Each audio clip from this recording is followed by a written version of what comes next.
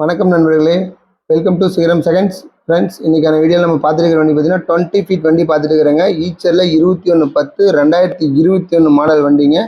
நிறைய பேர் LCV 20 feet இருந்தால் கேட்டுருக்கீங்க. தெளிவான வண்டிங்க இப்போ நம்ம பார்த்துட்டு இருக்கிறது. கண்டிப்பாக நேரில் வந்து வண்டியை விசிட் பண்ணிங்கன்னா உங்களுக்கு கண்டிப்பாக வண்டி பிடிக்கும். ஒரு அருமையான வண்டிங்க. வண்டி வந்து அவ்வளோ பக்கா கண்டிஷனாக தெளிவாக வச்சுருக்காங்க.